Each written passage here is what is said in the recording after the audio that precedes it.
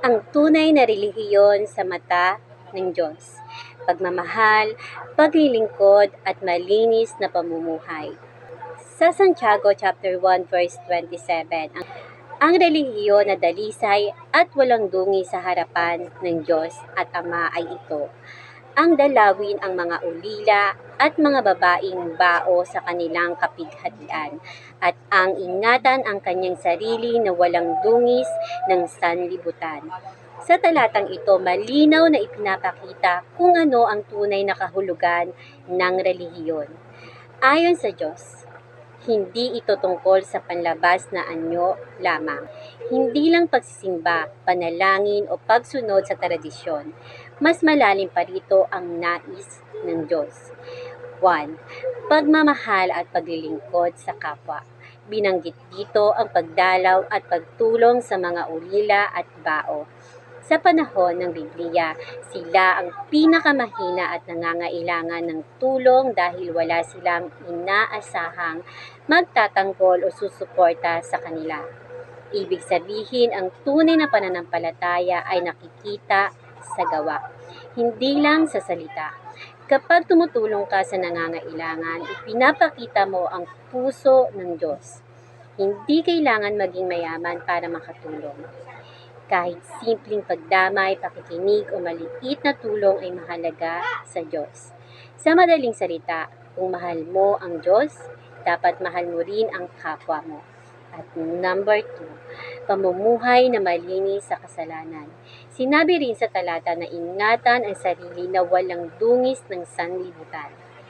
Ang sanlibutan dito ay tumutukoy sa masasamang gawain tulad ng kasinungalingan, inggit, galit, imoralidad, kasakiman. Ipinapaalala ng Diyos na hindi sapat ang paggawa ng mabuti kung patuloy naman tayong gumagawa ng kasalanan. Ang tunay na sumasampalataya ay nagsisikap mamuhay ng matuwid araw-araw. Pinipili nating umiwas sa mali at sumunod sa kalooban ng Diyos. Ibig sabihin, ang tunay na relihiyon ay may malinis na puso at tamang pamumuhay. At number 3, balanse, puso at gawa. Pinapakita ng Santiago chapter 1 verse 27 ang dalawang mahalagang bagay: pag-ibig sa kapwa at pagiging malinis sa harap ng Diyos. Kung isa lang ang meron ka, kulang pa rin. Halimbawa, kung mabait ka pero puno ka ng kasalanan, kulang pa rin. Kung makadiyos ka pero walang malasakit sa iba, hindi rin ito tunay. Ang gusto ng Diyos, buong buhay na sumusunod sa Kanya, sa loob at sa labas. Number 4, mensahe para sa atin ngayon. Sa panahon ngayon, maraming tao ang nagsasabing sila ay relihiyoso. Pero ayon sa talatang ito, ang tanong ay, marunong ba tayong tumulong sa nangangailangan? May malasakit ba tayo sa kapwa? Sinisikap ba nating umiwas sa kasalanan? Hindi hinahanap ng Diyos ang perpekto, kundi ang pusong tapat at handang sumunod sa Kanya. Ang tunay na relihiyon ayon sa Diyos ay tumutulong sa nangangailangan.